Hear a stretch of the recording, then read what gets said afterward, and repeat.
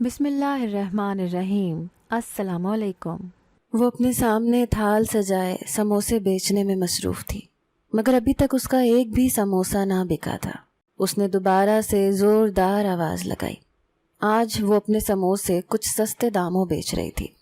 اس کی وجہ یہ تھی کہ وہ آج جلدی گھر جانا چاہتی تھی۔ کام سے فارغ ہونے کے بعد اس کا ساری رات عبادت کرنے کا ارادہ تھا۔ آج 30ویں رمضان کی شب تھی اور وہ اس شب میں اپنے رب سے راز و نیاز کرنا چاہتی تھی۔ خشک حلق کے ساتھ اس نے پورا زور لگا کر کچھ بلند آواز میں صدا لگائی، سموسے لے لو، مگر ابھی تک اس کی طرف کوئی گاہک نہ آیا۔ مارکیٹ کے تمام گاہک شیشے والی اونچی دکان میں سموسے خریدنے کے لیے جا رہے تھے۔ زمین پر رکھے اس کے تھال میں چند سموسوں کی جانب کسی کی توجہ نہ تھی، حالانکہ اس نے سموسے جالی کے کپڑے سے ڈھانپ رکھے تھے تاکہ مکھیوں اور گندگی سے بچے رہیں۔ ہاتھ دھونے اور صفائی کا خاص خیال رکھنے کے بعد اس نے سموسے خود سے تیار کیے تھے، بلکہ وہ پورے رمضان سے ہی یہ سب کر رہی تھی۔ کبھی تو اس کے سموسے بک جایا کرتے اور کبھی وہ ویسے کے ویسے ہی تمام سموسے اٹھا کر گھر لے جاتی اور اس کے بچے صبر و شکر کر کے کھا لیتے۔ سموسے نہ بکنے کی صورت میں اس کے بچوں کے پاس پیٹ بھرنے کے لیے کچھ تو ہوتا تھا، مگر پیسوں کی تنگی اس کو رلا دیتی۔ وہ مغرب کی اذان تک بیٹھی رہی۔ اب تو سارا بازار سنسان ہو چکا تھا۔ تمام لوگ افطاری کی اشیاء خرید کر اپنے اپنے گھروں کو جا چکے تھے، مگر وہ اس امید میں تھی کہ شاید ابھی بھی کوئی گاہک آ جائے اور اس کی چیزیں خرید کر گھر لے جائے اور اس کے ہاتھ کچھ پیسے لگ سکیں۔ مگر ابھی تک اس کے تقریباً آدھے سموسے بکے تھے، جبکہ باقی آدھے جوں کے توں ہی پڑے تھے۔ اللہ اکبر کی صدا بلند ہوئی تو وہ تھال اپنے سر پر رکھ کر اٹھ کھڑی ہوئی۔ اپنے ہی سموسے سے روزہ افطار کرتے ہوئے آنکھوں میں آنسو لیے وہ گھر کی طرف بڑھ گئی۔ زینب نے ایک غریب خاندان میں آنکھ کھولی تھی۔ اس کی ساری زندگی دکھ اور محرومی سے بھری ہوئی تھی۔ وہ چھوٹی سی تھی کہ اس کے باپ کا انتقال ہو گیا۔ اس نے یتیمی کی زندگی گزاری۔ اس کی ماں نے جیسے تیسے کر کے اسے اور اس کے 2 چھوٹے بھائیوں کو پال پوس کر جوان کیا۔ اس کا باپ صرف ایک مکان چھوڑ کر گیا تھا جس میں وہ لوگ رہ رہے تھے۔ روپے پیسے کی بے حد تنگی تھی۔ ماں لوگوں کے گھروں میں کام کیا کرتی، مگر اس کو اپنی اولاد کو پڑھانے لکھانے کا بہت شوق تھا، لہٰذا غربت کے باوجود اس نے بچوں کو سرکاری اسکول میں پڑھنے کو بٹھا دیا۔ وقت یوں ہی گزرتا رہا۔ محرومی اور غربت کی زندگی گزارنے کے باوجود بچے پڑھ لکھ گئے۔ زینب نے FA کا امتحان پاس کیا تو ماں کو اس کی شادی کی فکر لاحق ہو گئی، جبکہ اس کے 2 چھوٹے بھائی ابھی تعلیم حاصل کر رہے تھے۔ زینب بیاہ کر اپنے گھر چلی گئی۔ بھائی پڑھ لکھ کر نوکری پر لگے تو گھر کے حالات کچھ بدل گئے۔ زینب کی ماں کو بھی کچھ سکون حاصل ہوا، مگر زینب کی قسمت میں شاید سکون نہیں تھا۔ وہ بری قسمت لکھوا کر پیدا ہوئی تھی۔ 3 بچے پیدا کرنے کے بعد اس کا شوہر ایک ٹریفک حادثے میں جاں بحق ہو گیا اور وہ چھوٹی عمر میں اپنے 3 بچوں کو لے کر ماں کے در پر آ بیٹھی۔ ماں اپنے بیٹوں کی کمائی خوشی خوشی بیٹی اور اس کے بچوں پر خرچ کرتی۔ ماں کے ہوتے ہوئے زینب کو کبھی کسی قسم کی تنگی کا سامنا نہ کرنا پڑا۔ اس کی ماں نہ صرف بچوں کے لاڈ اٹھاتی بلکہ ان کی فرمائشیں اور خواہشیں بھی پوری کرنا اپنا فرض اولین سمجھتی۔ ماں کے ہوتے ہوئے اس کے بھائیوں کے رویے بھی اس کے ساتھ اچھے تھے۔ اس کے بھائی اس پر اور اس کے بچوں پر جان چھڑکتے۔ ماں نے بڑے ارمانوں سے اپنے دونوں بیٹوں کی شادی رچائی اور زینب نے ماں کا پورا ساتھ دیا۔ بازاروں کے چکر لگانے سے لے کر گھر کے کام کاج کی ساری ذمہ داری اس نے اپنے سر لے لی۔ دونوں بھابھیوں کے گھر میں آنے سے گھر میں خوب رونق لگ گئی۔ خاندان مکمل ہو گیا، ہر طرف خوشیاں ہی خوشیاں تھیں۔ وقت نے پلٹا کھایا۔ زینب کی ماں نہ رہی۔ معمولی بخار نے اس کی جان لے لی۔ ماں کی چھاؤں سر سے ہٹی تو زینب کو دھوپ کی تپش کا احساس ہوا۔ بھائیوں کے اپنے بچے ہو گئے تو اس نے بچوں کی طرف سے ان کی توجہ ہٹتی چلی گئی۔ وہ کام کرنے والی ملازمہ بن گئی۔ چلو بیوہ نند کا کچھ تو فائدہ ہوا۔ بچے بڑے ہونے لگے تو جگہ کی تنگی پڑی۔ بھائیوں کی بھابھیوں کی زبان بولنی شروع ہو گئی، تم کرائے کے گھر میں چلی جاؤ باجی، ہمارا اپنا گزارا مشکل سے ہوتا ہے، یہاں گھر چھوٹا ہے۔ اس نے بھائیوں کی جانب غمگین نظر سے دیکھا۔ گھر کا کرایہ کہاں سے دوں گی؟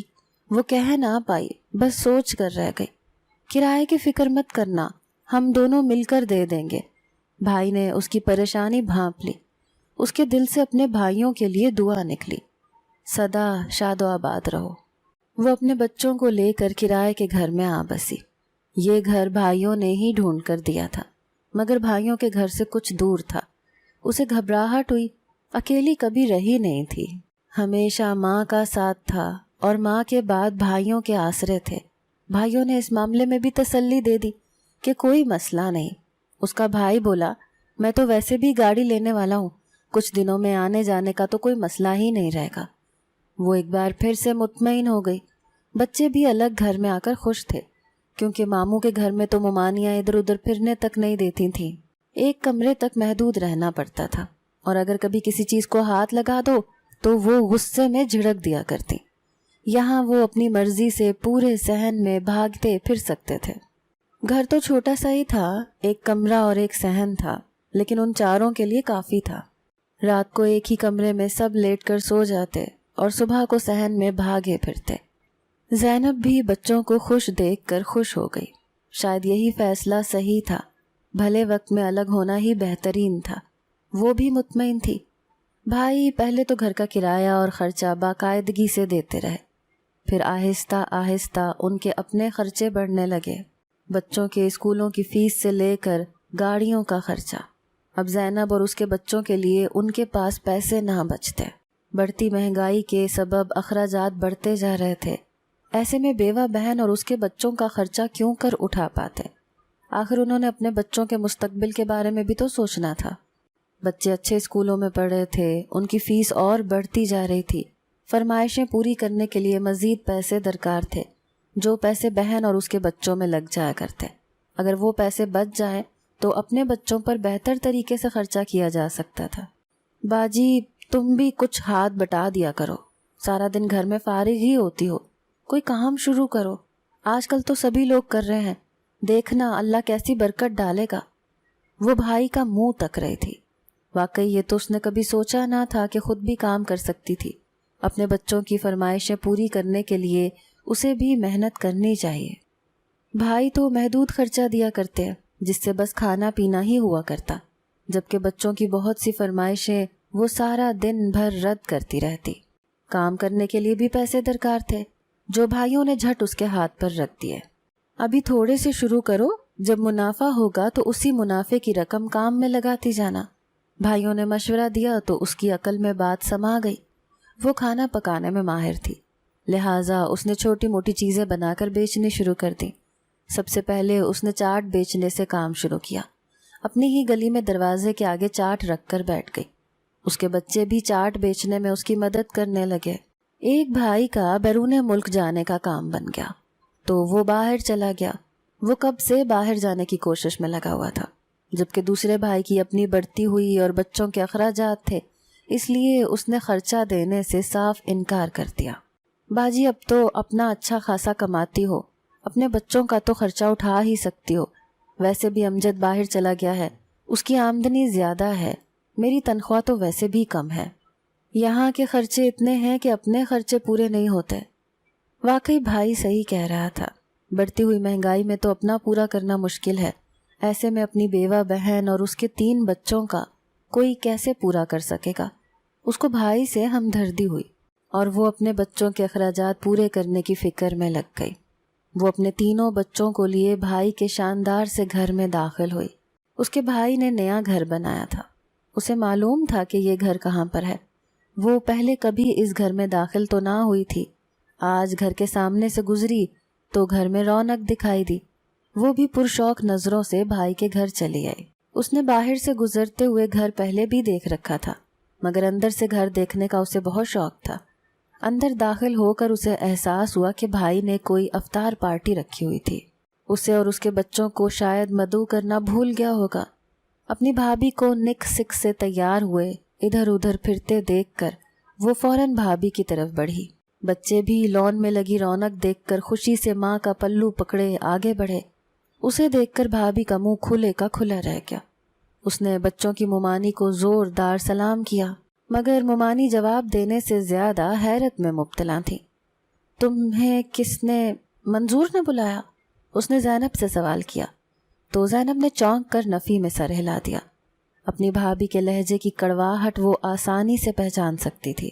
دراصل منظور کے کاروباری دوستوں کی دعوت ہے، گھر کے لوگوں کو نہیں بلایا۔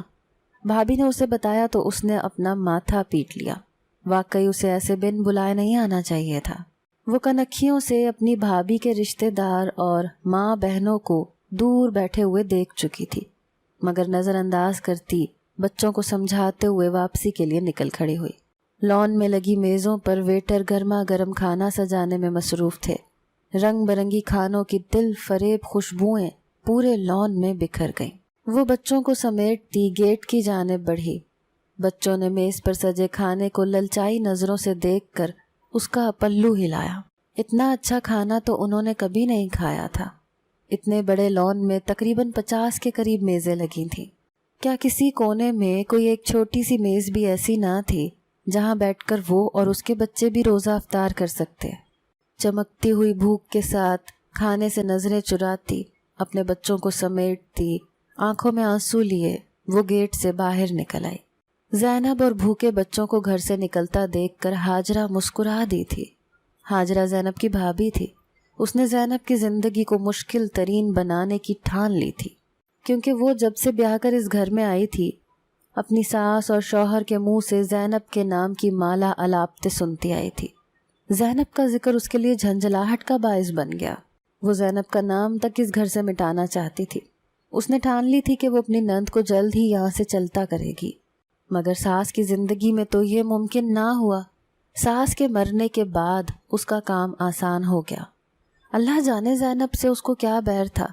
حسد اور جلن کا شکار ہاجرہ نے بھائی کے گھر زینب کا ایک ایک دن گزارنا مشکل بنا دیا۔ وہ زینب کے بچوں کو ہر بات پر روکتی ٹوکتی اور ہاتھ اٹھانے سے بھی گریز نہ کرتی، مگر زینب اس کا غصہ اور نفرت سمجھنے کے باوجود نظر انداز کرتی جاتی۔ ظاہر ہے اپنے یتیم بچوں کو لے کر جانے کے لیے اس کے پاس کوئی ٹھکانہ بھی نہ تھا، لہٰذا اس نے اپنے بھائی سے بھی شکایت نہ کی کہ اس کی بیوی بچوں کے ساتھ ناروا سلوک کرتی ہے، بلکہ سارا دن گھر کے کام میں اور بھائی کے بچوں کی خدمت میں جٹی رہتی۔ ہاجرہ کے شوہر نے افطار پارٹی میں مہمانوں کی فہرست بناتے ہوئے اپنی بہن کو یاد کیا تھا کہ زینب کو بھی بلا لیتے ہیں، اس کے بچے بھی افطار پارٹی سے لطف اندوز ہو جائیں گے۔ ہاجرہ نے اتنا برا منہ بنایا کہ منظور اسے دیکھ کر رہ گیا۔ وہ یتیم پھٹے پرانے کپڑے پہن کر آ جائیں گے تو مہمانوں کے سامنے ہماری کیا عزت رہ جائے گی کہ ہمارے رشتہ دار اتنے غریب ہیں۔ منظور کی اچھی بڑی کمپنی میں نوکری لگی تھی۔ اس کا حلقہ احباب پڑھے لکھے امیر لوگوں سے بھرا ہوا تھا۔ اب تو اس نے پیسے جمع کر کے اپنا کاروبار بھی جما لیا تھا، جس سے اس کو اچھا خاصا منافع ہوتا۔ اس کا حلقہ احباب مزید بڑھ گیا اور وہ اپنے امیر دوستوں سے اپنی غریب بہن کو کیوں کر متعارف کروا سکتا تھا۔ منظور بھی خوش تھا۔ اس نے بڑی جلدی کامیابی سمیٹی تھی اور اپنی اس کامیابی کو منانے کا وقت تھا۔ ایسی صورتحال میں اپنی بیوی جو کہ ہمیشہ اس کے شانہ بشانہ کھڑی رہی، اس کو ناراض کر کے گھر کا ماحول خراب نہیں کرنا چاہتا تھا، لہٰذا اس کی بات سن کر چپ ہو رہا۔ باجی کو میں گھر میں افطاری دے آؤں گا، اس نے دل میں سوچا تھا۔ افطار پارٹی بڑی شاندار رہی۔ سبھی لوگ کھانے کی اور زیب و آرائش کی تعریف کر رہے تھے۔ ہاجرہ نے ہر چیز بڑے اچھے اور طریقے سلیقے سے پیش کی۔ سبھی مہمان خوش ہو کر گھر سے لوٹے۔ مہمانوں میں سے کوئی بھی ایسا نہ تھا جو ان کے نئے گھر بننے کی خوشی میں تحفے تحائف نہ لایا ہو۔ مہمانوں سے ملتے ملاتے، ان کو رخصت کرتے، منظور اپنی بہن کے گھر افطاری بھجوانے کے بارے میں بالکل ہی بھول گیا تھا۔ دونوں میاں بیوی تھکے ہارے بیٹھے پارٹی کو ہی موضوع گفتگو بنائے ہوئے خوش ہو رہے تھے۔ باقی کا سارا کام نوکروں پر چھوڑ کر خود پاؤں پسار کر پھیل گئے۔ ویٹرز نے بچا کچا کھانا آپس میں تقسیم کیا اور کام سمیٹ کر چلتے بنے۔ اپنی کامیاب افطار پارٹی کا جشن مناتا ہوا منظور بیوہ بہن اور اس کے یتیم بھوکے بچوں کو بالکل ہی بھول گیا۔ وہ دونوں میاں بیوی اس بات پر خوش تھے کہ کتنے ہی روزے داروں کا روزہ کھلوا کر انہوں نے جو اجر و ثواب سمیٹا تھا وہ ان کی آخرت کی تیاری کے لیے کافی تھا۔ نادان یہ نہیں جانتے تھے کہ 3 یتیم بچے ان کے گھر سے کھانوں کی خوشبوئیں سونگھتے خالی پیٹ واپس لوٹ گئے تھے۔ زینب کے 2 بڑے بچے تو سمجھدار ہو گئے تھے۔ وہ جانتے تھے کہ ان کی ماں ان کے خرچے اٹھانے کی سکت نہیں رکھتی، لہٰذا انہوں نے فرمائش اور خواہش کرنا چھوڑ دی۔ مگر چھوٹی بہن ابھی نہ سمجھ تھی۔ وہ محلے کے بچوں کو رنگ برنگی چوڑیاں اور کپڑے پہنے دیکھتی تو ماں کا سر کھانے پہنچ جاتی۔ اماں، اس عید پر تو نیا جوڑا دلوا دے، تو نے پچھلی عید پر بھی کچھ نہیں دلوایا تھا، دیکھ میرے سارے کپڑے پھٹ گئے ہیں۔ اس نے اپنی توتلی زبان میں اپنے پھٹے کپڑے ماں کو دکھائے تو زینب کا دل کٹ کے رہ گیا۔ اس کی بھی خواہش تھی کہ وہ اپنے بچوں کے لیے نئے کپڑے خریدے، مگر وہ اتنے پیسے ہی نہ کما پاتی جس میں 2 وقت کی روٹی بمشکل پوری ہوتی۔ کپڑے خریدنے کے پیسے اس کے پاس کہاں سے آتے؟ زینب کی ہمسائی نے اسے مشورہ دیا کہ اس کے باپ کا گھر بیچ دیا گیا ہے تو اپنے بھائی سے اپنا حصہ طلب کرو تاکہ کم از کم اس کے سر پر اپنے گھر کی چھت ہو جائے۔ مکان کا کرایہ دینا اس کے لیے مشکل ہوتا جا رہا تھا، لہٰذا وہ ایک بار پھر بھائی کے در پر پہنچ گئی۔ اس نے اپنے ابا کے مکان میں اپنے حصے کا مطالبہ کیا تو ہاجرہ حیرت سے منہ پھاڑے اسے تکنے لگی۔ خدا کی پناہ، بیٹیوں کے گھروں میں حصے نہیں ہوتے، اور تمہارے بھائیوں نے تو ساری زندگی تم پر اتنا لٹایا ہے، تمہارے بچوں کو پالا پوسا جوان کیا، اور تم گھر میں سے حصہ مانگنے چلی آئیں۔ تمہیں شرم نہ آئی اپنے بھائی سے حصہ مانگتے ہوئے؟ زینب شرمسار ہو گئی۔ واقعی اسے حصہ نہیں مانگنا چاہیے تھا۔ وہ ہمسائی کے کہنے پر چلی آئی تھی۔ اس کے بھائیوں نے اس کے لیے کیا نہیں کیا تھا؟ اس کے بچوں کو پالا پوسا تھا، ہر طرح سے خرچہ کیا تھا۔ وہ شرمندگی سے منہ لپیٹ کر واپس جانے کو تیار ہوئی۔ بھائی کو گھر میں داخل ہوتے دیکھ رک گئی۔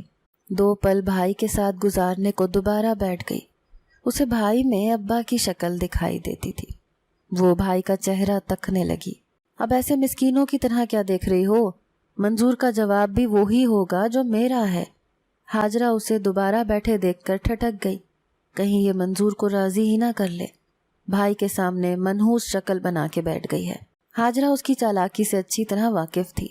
چالاکیوں سے ہی اس نے ہمیشہ اپنے بھائیوں سے پیسے بٹورے تھے، اور اب پھر سے ہاجرہ کے بچوں کا حق کھانے چلی آئی تھی۔ پیسوں کے لالچ نے ہاجرہ کو اندھا کر دیا تھا۔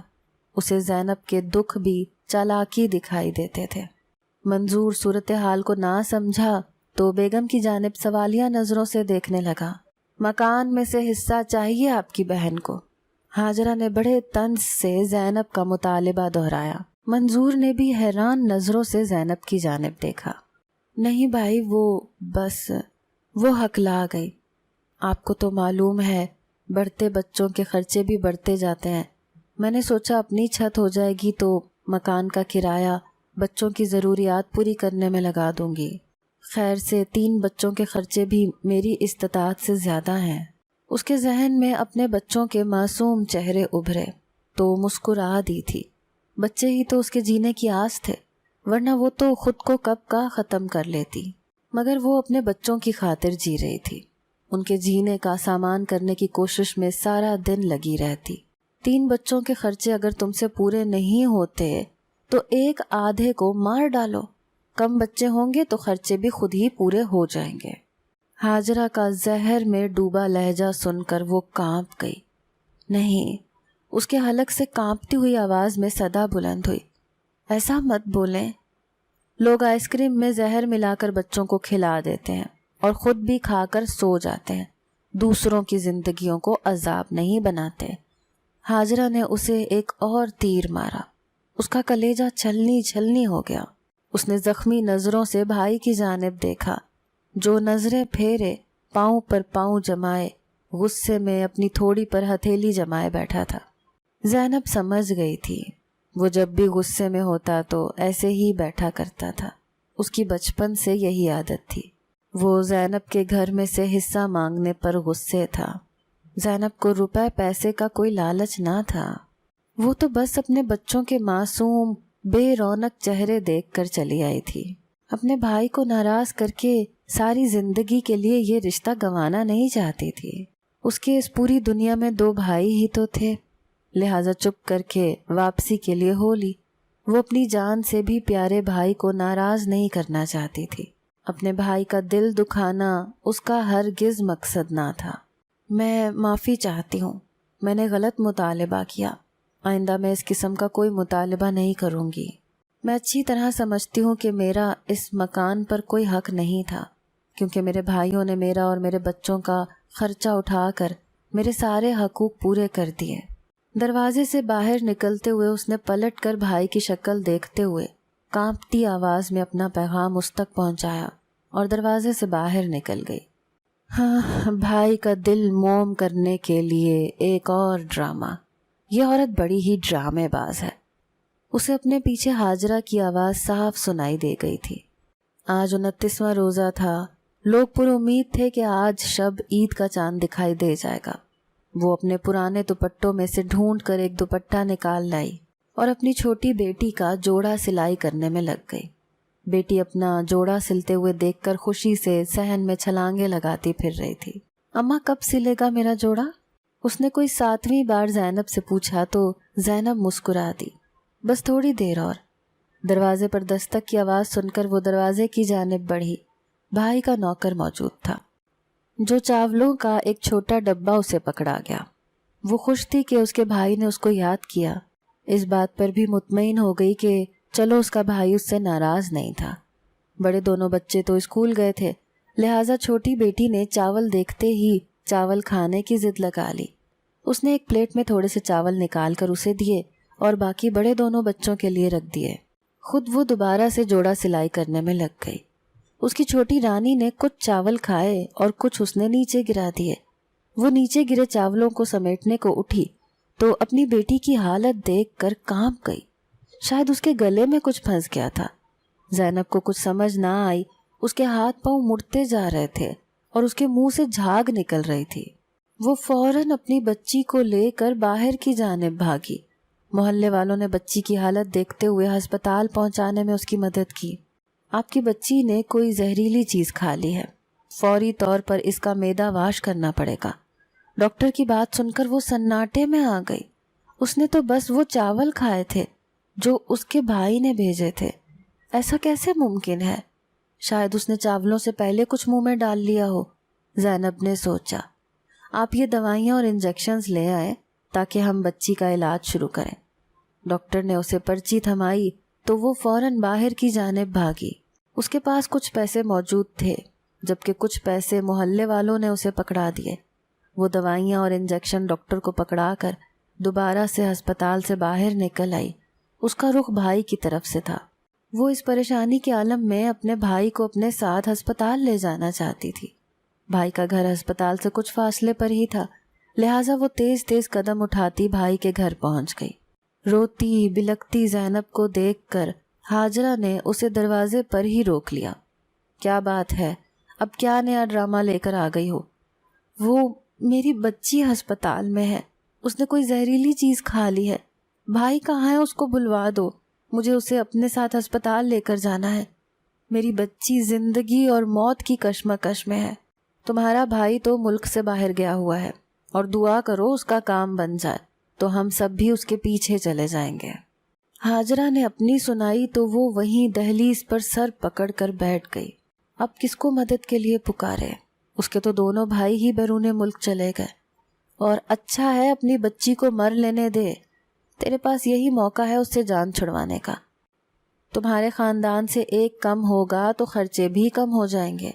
تمہارا بھائی ساری زندگی تمہارے یتیموں کو نہیں پال سکتا۔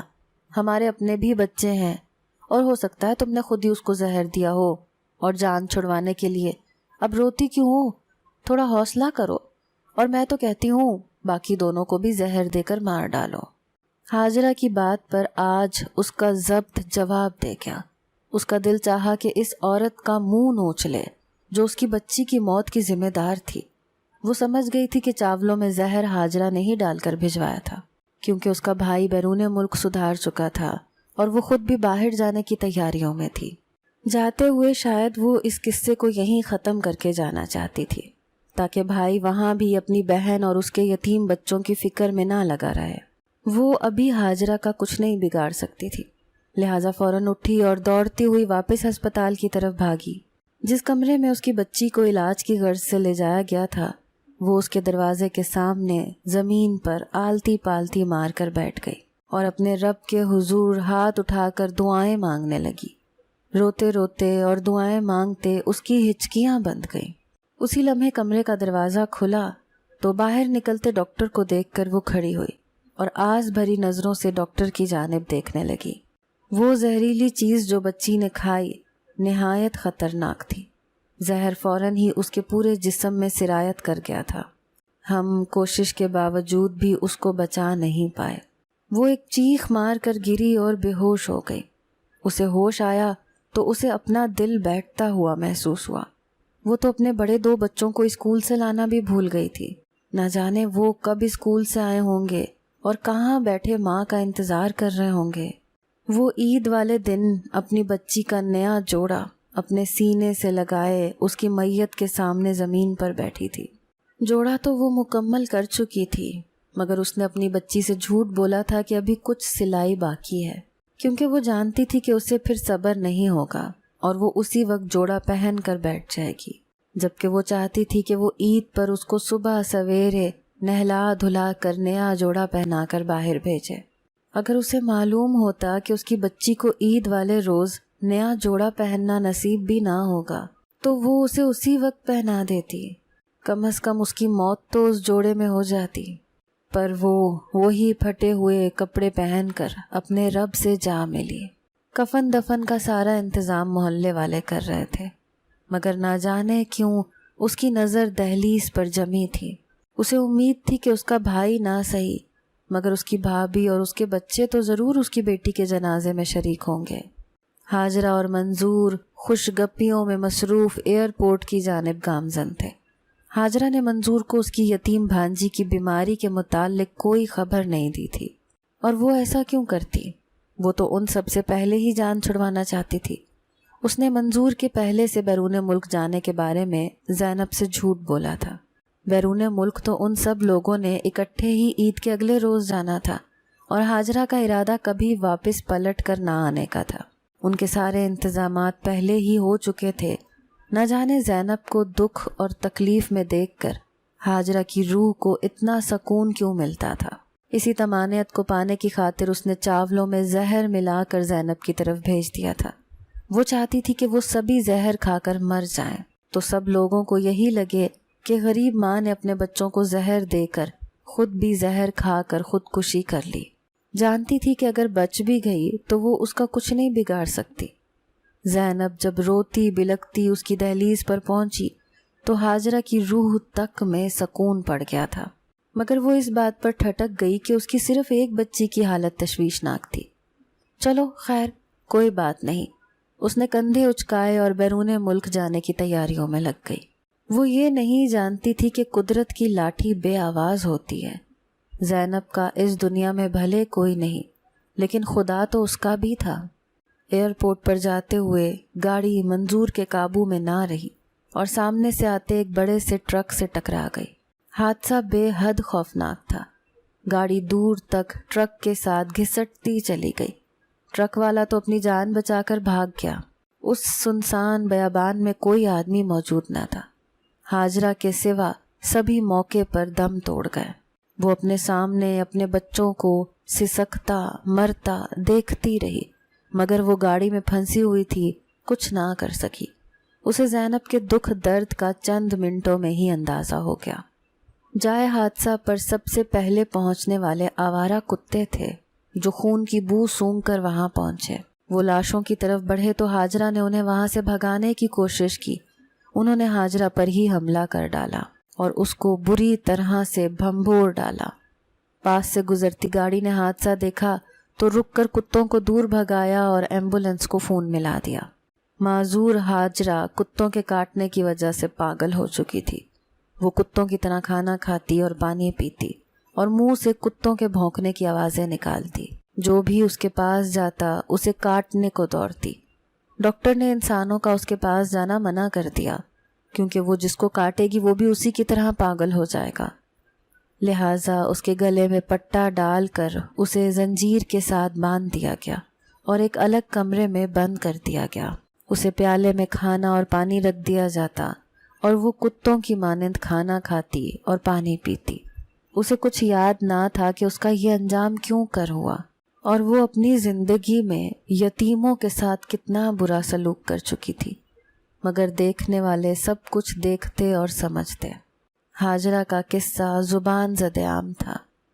عبرت حاصل کرنے والے عبرت حاصل کرتے تھے، جبکہ وہ لوگ جن کے دلوں پر، آنکھوں پر اور کانوں پر خدا نے مہر لگا دی تھی، وہ ابھی بھی اس قصے سے کچھ نہ سیکھ پائے۔ اگر آپ کو آج کی ہماری کہانی پسند آئی ہے تو اسے لائک کیجیے اور اپنے پیاروں کے ساتھ شیئر کیجیے، اور ہاں، اگر ابھی تک آپ نے ہمارا چینل سبسکرائب نہیں کیا تو ضرور کیجیے۔ ملتے ہیں کل ایک نئی اور دلچسپ کہانی کے ساتھ، تب تک کے لیے اللہ حافظ۔